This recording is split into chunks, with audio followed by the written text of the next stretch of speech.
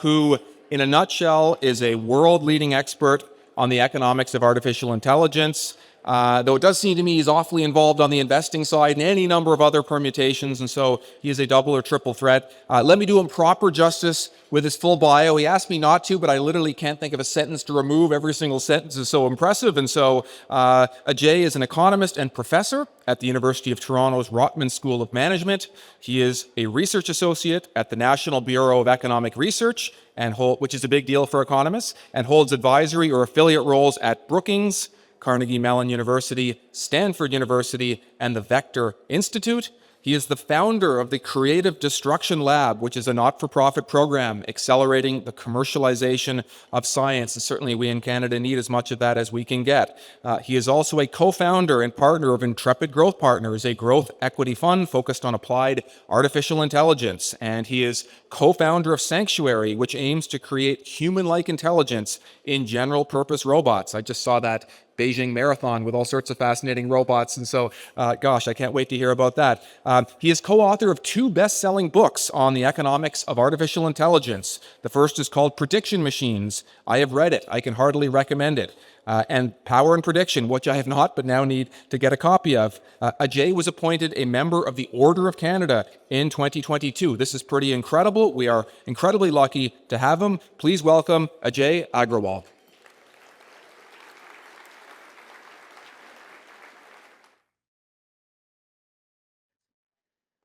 All right, thanks very much. And congratulations to everyone who became a new charter. I really enjoyed watching the Piper come in. That's a great tradition you have. And for people who's just the way the seating's organized, if you're seating and facing a different direction, feel free to just stand up and move your chair so that you don't have to crane your neck if you want to see this see the slides. By show of hands, just to help calibrate, if you were to put yourself into one of 3 bins, and think of this in terms of your confidence level, of how confident you are with respect to knowing how AI will be used in your workplace 5 years from now. Okay, so 5 years from now, how you think you'll be using machine intelligence in your own work environment. And bin 1 is I'm highly confident that I have a pretty good idea how we're going to use it. Bin 2 is I have modest confidence, and bin 3 is I am no confidence in terms of my projection of how we'll be using AI in my own workplace 5 years from now. Okay, so those in bin 1, high confidence in terms of how you'll be using it. Hands right up, please. Okay, there's 1. There's 2. So there's about 5 people. Okay, bin 2, you have modest confidence of how you'll be using AI in 5 years. Okay, so that looks like it's about maybe 20% of the room. And then bin 3, if you're bin 3, no idea how you'll be using it in 5 years. Okay, now think of this. That's your own workplace. My job tonight is to offer you a forecast of the economy. And so, if you try and aggregate up, if nobody knows how they're going to be using it themselves in their own business, then think about what it's like to try and forecast anything reasonable in this category. So my background is economics. Everyone's heard so much about AI. I suspect there's a fair amount of AI fatigue. What I'll do tonight is give you a little bit of a view from economics on what's happening in AI. The one useful thing about all of this, in terms of this line of work, is that technologies change a lot, but economics doesn't. So everything comes back down on the economic side to all the stuff that you studied in econ, first year economics. That's all the tools that we're using to try and wrap our arms around the economics of AI, and that's what I'll be using tonight.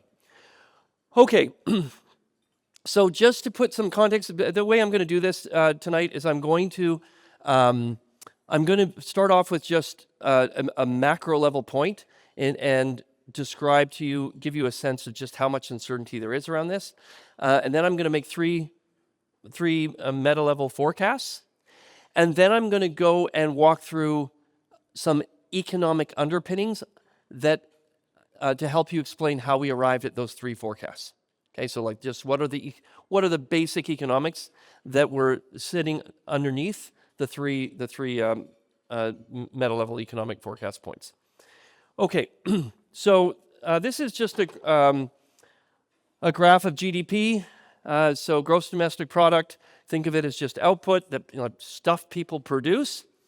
And from the year 0 to 1700, and so it is, modestly going up over time. Think about, during this time, we invent like the plow, we invent money, we invent the printing press, we invent like double ledger accounting, we invent a bunch of stuff during this time, up to the year 1700. And as a result of these inventions, we're able to produce more stuff. Then something very important happens in around 1700. We enter what becomes the Industrial Revolution, and we start to mechanize. Now, if you take this graph and zoom out, it looks like this. Okay, so that line goes up to 1700. We mechanize, and then this happens. Okay, so it's everybody in this room knows this, but it's just useful to re-stare at it. That when we change the foundations of production, how we produce stuff, it is hard to comprehend the level of output change. And the reason I just want you to stare at this a little bit is because there's there's a narrative going around at the moment about a jobs Armageddon. And that is only true. In other words, if we automate a bunch of stuff that we do today, if our objective is to just keep producing the same amount of stuff that we currently do, but we just take out some people and replace it with machines, for sure we would have a significant unemployment crisis. But that should not be our aspiration. Our aspiration should not be, we want to keep producing sort of like what we've been doing before, we're just going to take out people and put in capital. Remove labor, replace with capital. So as you're going through the stuff we're doing tonight, think of this graph. This is what happens when you change the means of production, the structure of how we produce stuff. And then think to yourself that we are right here. Like we're right in the beginning of this. And so if you're a capital allocator, think to yourself, what does it mean to be a capital allocator when you're just at the beginning of the curve?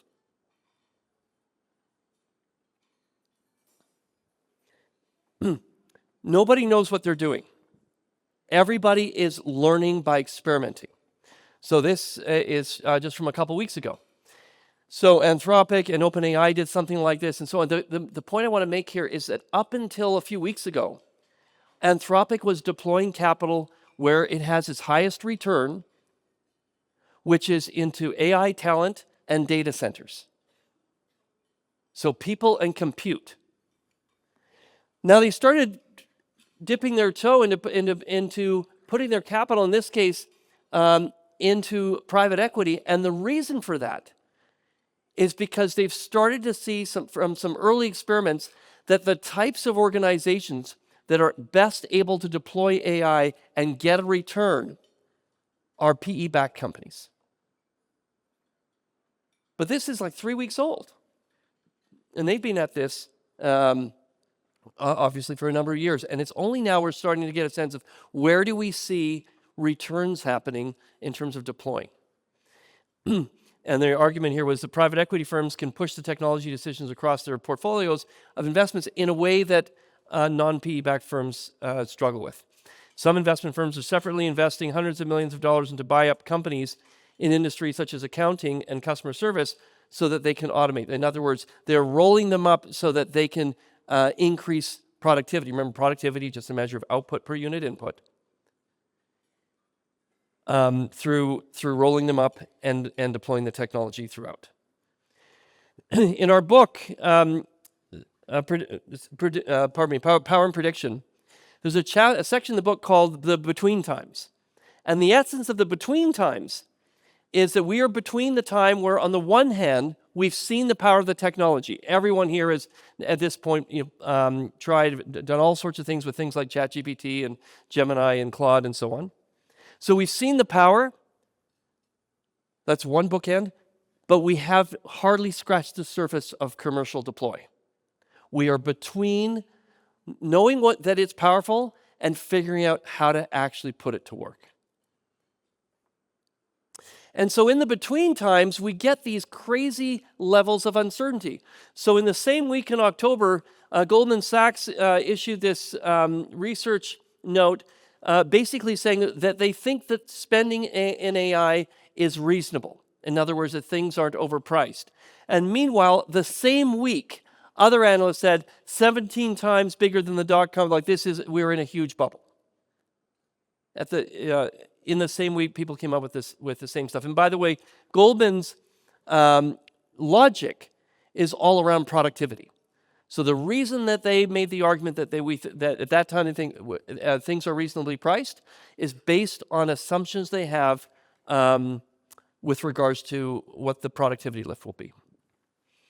Okay, that's on Wall Street. In academia, these are two of the most famous economists in the area of economic growth. Daron Acemoglu on the right, a Turkish economist at MIT, and then at the other side of the country at Stanford, Chad Jones. And last year, Daron won the Nobel Prize in economics. And yet the two of them have exactly opposite views of what will happen to growth. Daron says AI is much ado about nothing. We expect very little growth from AI. And Chad Jones says we could get up to like 4 times, like 10% annual growth. In the popular press, in the same week, in March this year, some people saying there will be a jobs Armageddon. America isn't ready for what AI will do to jobs. And in the same week, articles on AI's creating jobs rather than AI will create jobs, more jobs than it will destroy. And then last week, this is just a random post. Somebody posts this, using these new open clause, an agent to automate pool installation. So what this AI does, scans satellite imagery for houses. Everything from end to end was automated, and this person just built it, and they posted to show what it did, how it worked. And so it would grab data, satellite image data, in places like Tampa, Florida, and look at the images and predict which homes had properties large enough for a pool but didn't have a pool. Then it would predict if they did have a pool, where should it go on the property? Then they would predict what would the image look like with a pool. Then they would predict how much that pool would cost to build. And then the AI predicts what the impact would be on the property value of the home with the pool. And so this is what, like the satellite image, okay, and so it predicts, so remember, it doesn't have the actual property documents. It's just got the image and it's predicting what's probably the property line. Then it predicts this is what it might look like and where you might put a pool. Then it actually renders the pool, and you can't read it, but down at the bottom, it's estimated that the build for this particular home would be about $50,000, and that the impact on the property value is about a $37,000 lift. Then it generates a postcard with your current house on the left and your new house with the pool on the right, and on the back of the postcard's a QR code, so that if you want to call the pool company, you can just contact them, and then away they go. Okay, so that thing got posted at about 9 o'clock in the morning. By 2 hours later, there were posts like this. The real product here isn't pool sales, it's an AI-powered lead generation machine that works for any high-ticket home service, solar panels, ADUs, that's alternate dwelling units like sheds or garages or so on, kitchen remodels, landscaping, anywhere you can render the finished product onto the prospect's actual property photo and mail it to them, this model applies. So my point is, this started around 9 o'clock in the morning on Twitter, and people were coming up with all kinds of other open clause by lunch. That's the environment we're in. It's just like the innovation is happening so fast. And this was end-to-end automation. Now, you might say, well, what happened to the jobs of the people who used to go door to door doing pool estimates? And then the answer is, it's quite possible that, obviously this is far more efficient, but then it creates enormous amount of work for if there's increased pool sales, because now there's people that are going out and doing increased number of pool installations and so on. Okay, this was a chart produced by McKinsey in 2017, where in 2017, so remember that is 5 years before ChatGPT. So because we're in Canada, Jeff Hinton, who won the Nobel Prize, the computer scientist out of Toronto, the thing that kind of lit the match in AI was where some of his students went to Stanford and won a competition in 2012. So this was sort of 5 years after that, so people were starting to pay attention, but 5 years before ChatGPT. So McKinsey makes this estimate of when AIs will be able to do stuff. So when they'll be able to be creative, when they'll be able to do natural language, and the light blue dot is median level, like at the level of an average human, and then the dark blue dot is in the top quartile. And so you can see, like they're guessing that AIs, for example, can generate language in the top quartile by 2050. And so on. You see these other things here like social and emotional output and so on. So that's what the brain trust at McKinsey was predicting in 2017. Then in 2023, the year after ChatGPT, all those estimates get pulled in. They say, okay, this is moving faster than we thought. And so you can see this is how many years it got pulled in. That was 23. Then they just did another one where they're assessing, they've got tests where they're measuring the abilities in all these different categories, and now it looks like this. So my point here is simply that we are making decisions, for example, capital allocation decisions, in an environment where there is such a high level of uncertainty. And I'm only talking about the technological uncertainty. You heard earlier about the geopolitical uncertainty. So we're going to put that aside and just talk about the technological uncertainty, specifically with regards to machine intelligence. Okay, this is a couple of years ago in 2024, I hosted a meeting at a place called Asilomar. And the premise of this meeting, the title was, "What if we succeed?" And so the idea was, it was myself and two other economists who hosted it, and we said, and amongst the AI community, everybody knows what that means. What if we succeed means, what if we succeed in making machines that can do most things that people do? And so we said, if you knew for certain today that we would achieve that level of technological capability in 10 years, in other words, if we knew for certain today that we would achieve that by 2034, 10 years from now, what are the things we should start doing now to prepare society for that transition? Okay, so this sounds very science fiction-y. Certainly in 2024, it sounded very science fiction. And but here's what's interesting. We invited a set of people who are arguably generating the most equity value per minute of anyone on the planet. And this is expensive. It was 3 days. Come to Asilomar for 3 days on this topic. And the remarkable thing was almost everyone we invited came. So, for example, here on the right is Mira. At that time, she was Chief Technology Officer of OpenAI. This is Dario, the CEO and founder of Anthropic. This is an Albertan, Rich Sutton, who's pioneered a field of AI called reinforcement learning. The Chief Technology Officer of Microsoft, Chief Technology Officer of Google. The woman beside me in the blue jacket, her name is Susan Athey. And Susan at that time was the chief economist at the Department of Justice in Washington. She heard we're doing this meeting and she said, Jay, can I come? Because what she was focused on is how power is getting concentrated in a very small number of companies with regards to machine intelligence. And so the main thing here is just all these people came because they thought this was not such a far-fetched question to ask. One of the people there was this fellow named Leopold. And so that meeting we had was in, I can't remember, it was March or May, and then a couple months later, he published this essay in June. So now we're in June 24. And he did his forecast. So this was his forecast in June. He started off by showing this graph. And he said, I'm going to tell you a bunch of stuff that you are going to think sounds like science fiction, but I don't think you need to believe in science fiction. As long as you believe in straight lines, everything I'm going to say just falls out of that. And the straight line he's referring to is this one. And the solid part of the line is just fact. That's what happens. And then the extrapolation is in the dotted lines. It's not really a straight line because you can see that the vertical axis is exponential, nonlinear.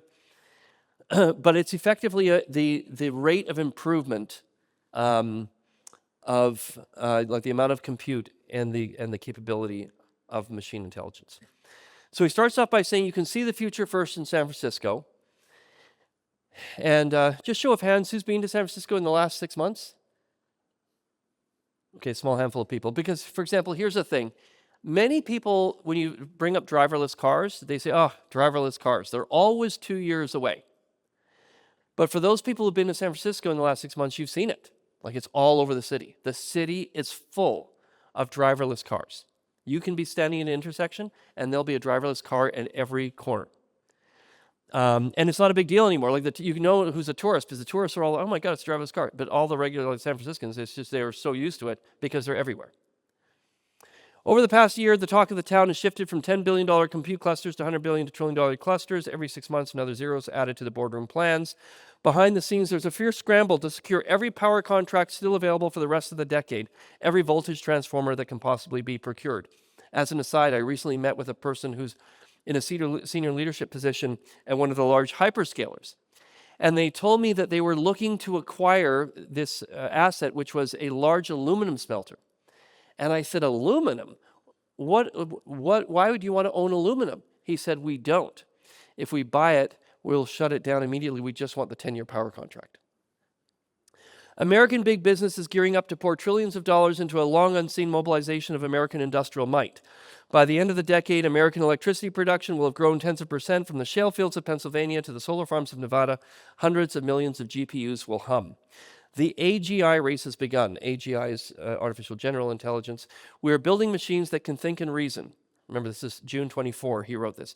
By 25, 26, these machines will outpace college grads. By the end of the decade, they'll be smarter than you or I. We'll have super intelligence in the true sense of the word. Along the way, national security forces, not seen in half a century, will be unleashed. And before long, the project will be on. But so this was, of course, before anybody knew anything that was going to happen between Anthropic and the Secretary of War that unfolded last month. If we're lucky, we'll be in an all-out race with China. If we're unlucky, war. Everyone's talking about AI, but few people have the faintest glimmer of what's about to hit them. NVIDIA analysts still think 24 might be close to the peak. So this, I don't know if you remember, but this was a thing. In 24, people thought NVIDIA was peaked. And at that point, market cap was about 2.2 billion. And today it's around 4.5 billion. Mainstream pundits are stuck on the willful blindness of it's just predicting the next word. So everybody in this room knows this, but in case there's a few people, when you use ChatGPT, there is no magic, there's no ghost in the machine. It's effectively, they've read the internet, they formed a statistical model of language, So when you type in your prompt, it reads the prompt and then is just drawing from the statistical distribution that it has built of language and predicting the next word. So it predicts the set of words and gives the illusion of it's thinking like a person, but of course it's all predicting language. They see only hype in business as usual and mostly entertain another internet scale technological change. Before long, the world will wake up. But right now, there are perhaps a few hundred people, most of them in San Francisco and the AI labs, that have situational awareness. Through whatever peculiar forces of fate, I found myself amongst them. A few years ago, these people were derided as crazy. But they trusted the trend lines. The main line he's talking about is the one I showed you, which allowed them to correctly predict the AI advances of the past few years. Whether these people are also right about the next few years remains to be seen. But they're smart people, and they are the ones building the technology. Perhaps they'll be an odd footnote in history, or perhaps they'll go down like Szilard and Oppenheimer and Teller. If they're seeing the future even close to correctly, we're in for a wild ride. Let me tell you what we see. Okay, so this is June 24. And in that graph, he has this chart. On the vertical axis is annual electricity generation. This is in the US. So this is power. The blue line is amount of electricity produced per year in terawatt hours. And the only thing he's at, and the dotted blue line is just what's projected, supply. That's the supply. And then this is the bit that he's added. It's his is demand, electricity demand for running data centers. And so I got this thing in June of 24, and I sent it to some of my colleagues, including an economist at the University of Calgary who does energy. And I said, what do you think of this? Now, you're an energy economist. And they said, this is absurd. Who did this? And I said, well, somebody is in the AI. They said, this doesn't make any sense. There's nothing that would have this kind of energy draw. So remember, when he wrote this thing, we were here. And today, in 2026, we're about here. So all my energy economist friends said, this is all fiction. I said, okay. So that was in June. And then in September, this news came out. And the person standing beside me is that he's the Minister of AI in Abu Dhabi. And beside him is the former CEO of CPPIB, Mark Machin. Then, in about a month after that, Microsoft signs a power deal to help resurrect a unit of 3 Mile Island nuclear plant in Pennsylvania that would be the first ever restart of its kind. That was Microsoft wanting power. That was September. Then, a month later, Google buys nuclear power. World first deal, October 15. The next day, Amazon goes nuclear, invests more than $500 million, modular reactors. Then this $500 billion deal announced with the Trump administration and the head of OpenAI. And then Tesla and their facility. In other words, who knows how big this is going to be? Nobody still knows. But what is for sure true is it's not zero. And it is much more than anyone was predicting even 6 months earlier. So in other words, nobody outside of the labs was even whispering about the hyperscalers starting to buy up electricity. So very, different groups have their estimates. McKinsey estimating $7 trillion in data centers. My point here is that on the one hand, I started off by showing you all the different uncertainties. Some people say more jobs, some people say less jobs, some people say more growth, some people say less growth, some people saying it's overpriced, some people saying it's underpriced. Nobody knows. But despite nobody knowing, people still have to take positions. You can't not take a position. So you have to have a thesis. It's too big to not have a thesis. I'm going to offer you 3 forecast points, and then I'm going to give you the underlying economics for these three forecasts. Okay, forecast number one is that there's been a lot of narrative around the so-called Mag 7. And my point here is, in the next 5 to 10 years, we anticipate there to be, think of it as like a Mag 100.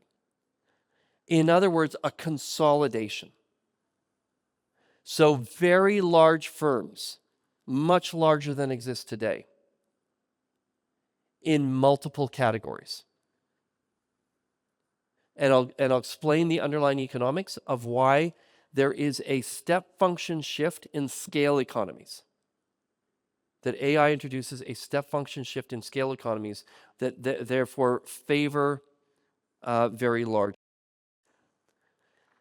Second thing is that the monopoly suppliers to these mega corps will become a thing. And so I'll describe to you what types of inputs are privileged in the context of AI. And then lastly, a wave of failures. So in other words, we're used to a certain cadence of failures, like we've lived through Blockbuster, we lived through BlackBerry, we lived through Toys R Us. We're used to failures happening at a certain pace. What I think will be surprising is the rate at which companies start to fail. And so if you think about those dynamics together, when you're allocating capital, then on the one hand, there'll be a growth of a small number of companies. Concentration. So think back 10 years and who was talking about a Mag 7 and who was talking about, $4 trillion market cap companies, $3 trillion, $2 trillion market cap companies. And so now think of an environment where there's not 7 of them, there's 100 of them. And whether it's in medical or auto or retail or go down the line. And that there's a lot of failure that's occurred at a much faster rate than what we're used to.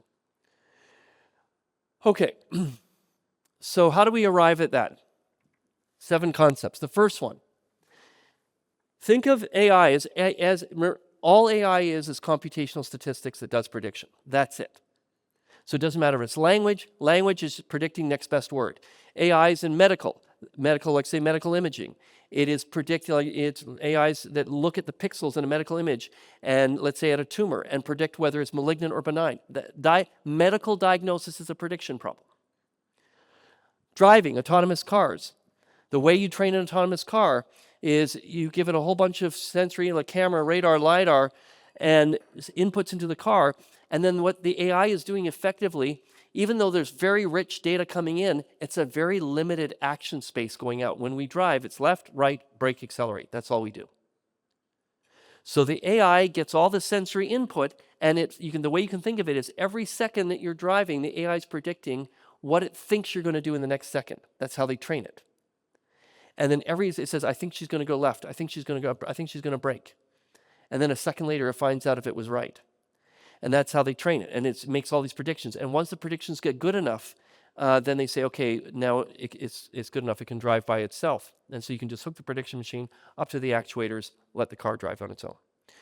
Okay, so the key thing here is that as AI advances, the fidelity of the predictions get better.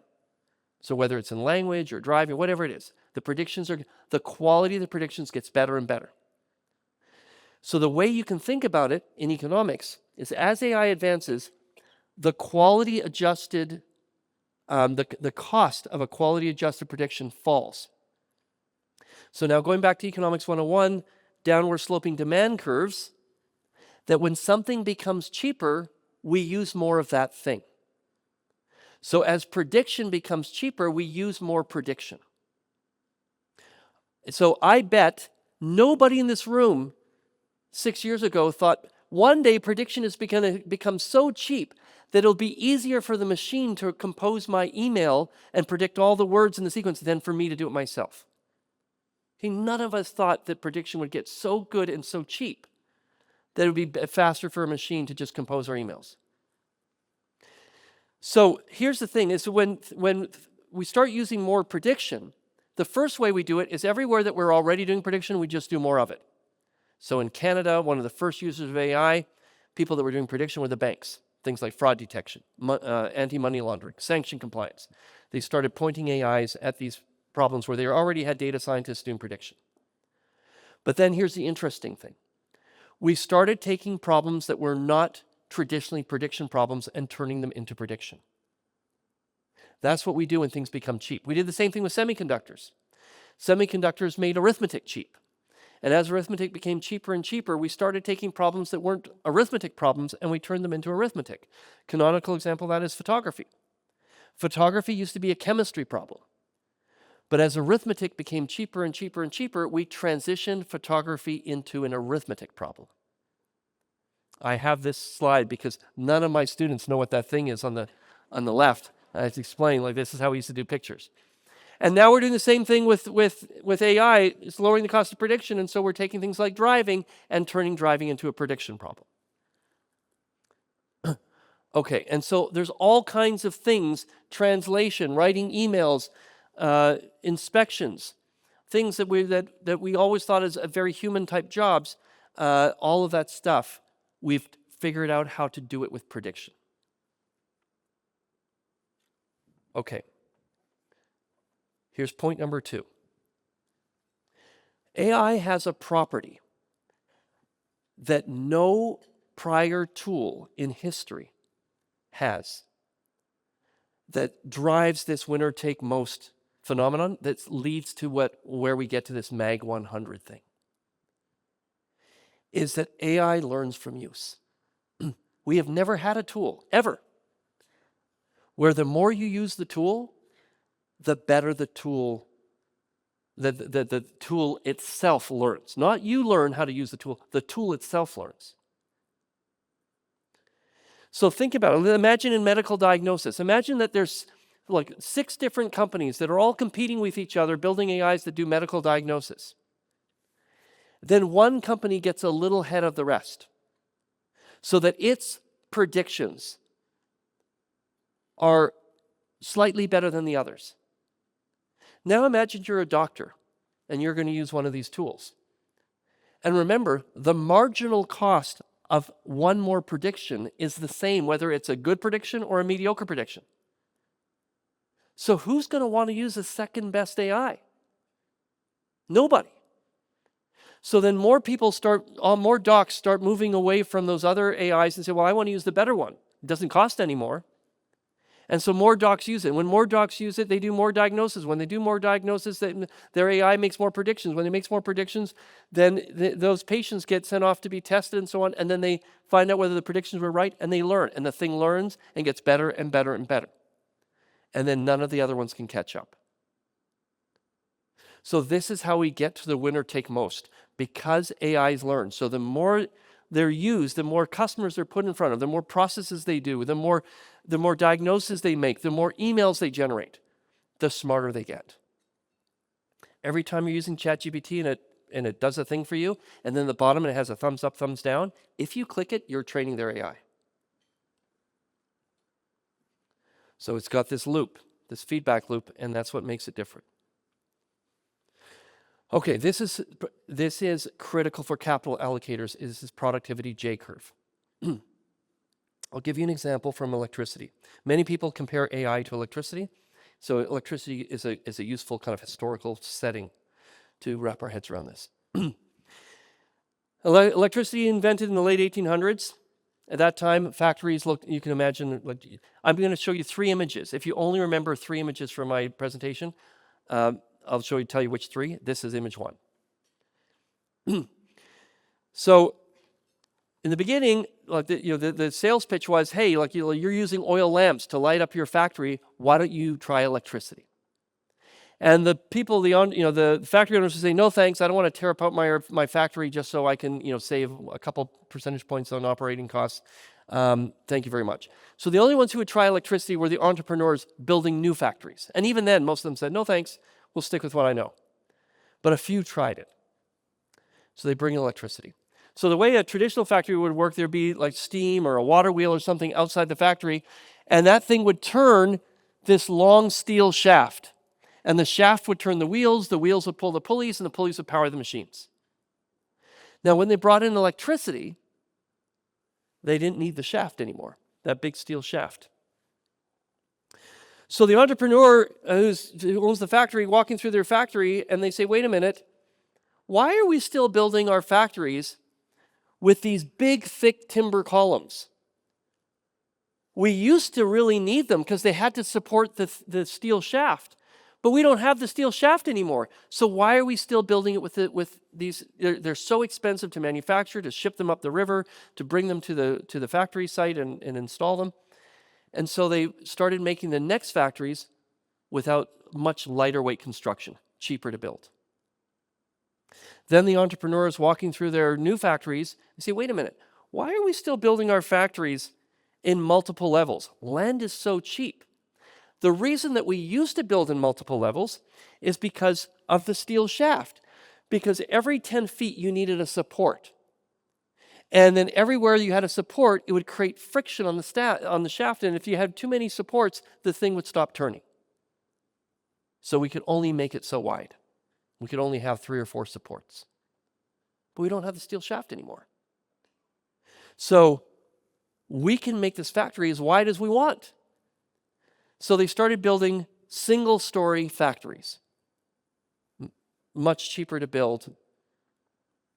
Then the entrepreneur, and by the way, everything I'm telling you here, if anyone's really interested in it, there's an economic historian at Oxford named Paul David who's written this and measured the numerical impacts of each of these innovations I'm telling you about.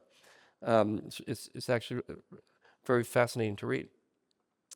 So the entrepreneurs walking through their new factory now, single story, and say, wait a minute, why are we still organizing our factory as we took basically all these different levels and we just put them all side by side on a single level? But now that everything's on one level, we can totally reorganize the workflow, the people, the machines, the materials. So they started doing that. Some of the factories got a 500 to 600% productivity lift. Remember, productivity is just output per unit input. So for the same amount of people and equipment, they were getting 5 to 6 times as much output. So in the beginning, the difference between an electrified factory and a non-electrified factory was very small. In fact, electrified factories, in some cases, were even less productive because they brought them in and the equipment didn't work all the time and they had various problems in getting things working. And so the productivity would even go down.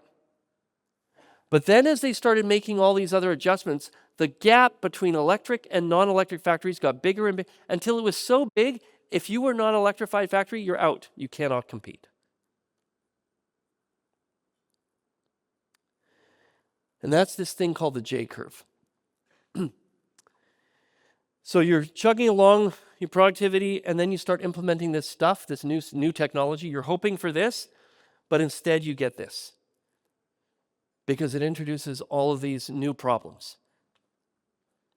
And so it's precisely the companies that are trying to figure this out that suffer a productivity decline. And then once they figure things out, they have the upswing. Now, why this is so important for capital allocators is because if you're using your normal metrics to figure out how you want to allocate capital, and you're watching, and there's some companies in a sector that are not leaning into AI. They are just chugging along and following this black line.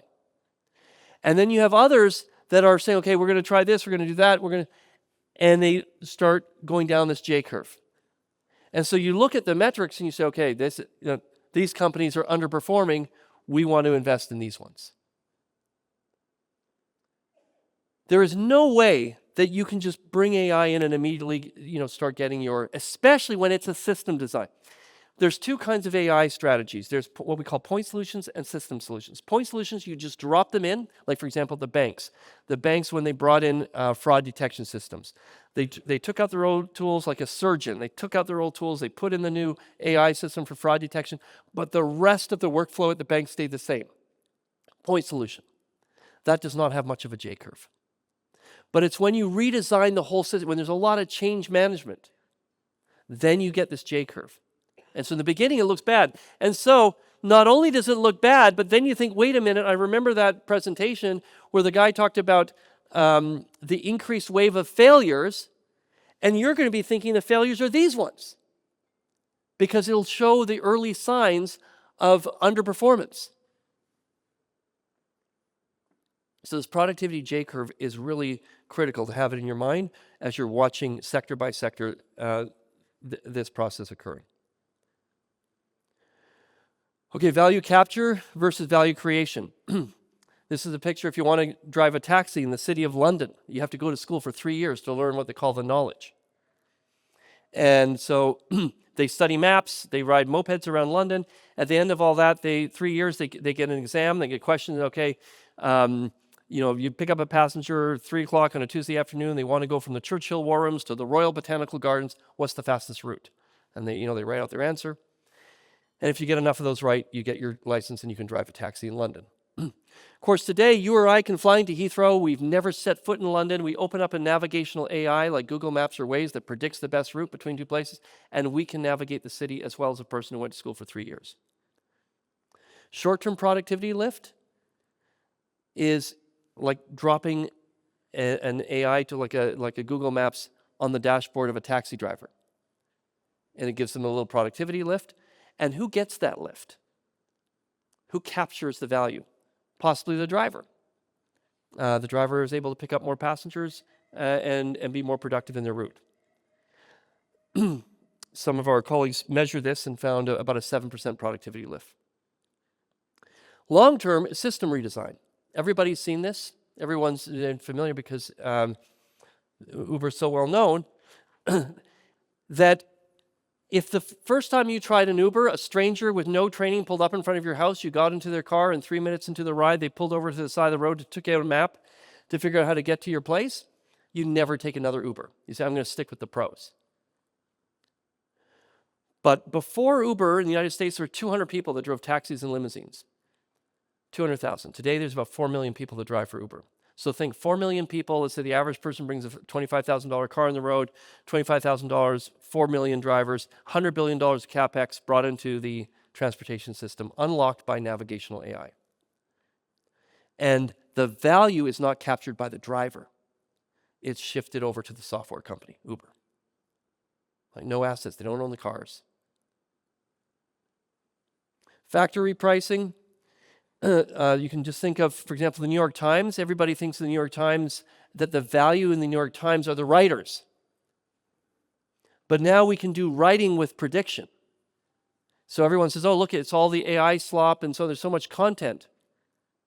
The value of the New York Times now is less the stories they write and more their investigative journalism, because the thing AIs can't do is go and find facts. So once they have facts, people can spin up stories. They can spin up stories without facts. But the valuable asset at New York Times has shifted from the writers to the fact finders. Every company in every market is at risk of disruption because every company has been optimized for a pre-prediction world. So as a result of that, there's scaffolding. Every organization has built scaffolding, and it's invisible to us because we're so used to it being there. It's there to deal with uncertainty. Uncertainty is the flip side of prediction. Uncertainty is the flip side of prediction. So everywhere we have built in all kinds of stuff to deal with uncertainty, and we're so used to it being there, it's invisible to us. I'll give you an example. The winners of all this, of course, are the ones that are going to re-optimize for a high-fidelity prediction world.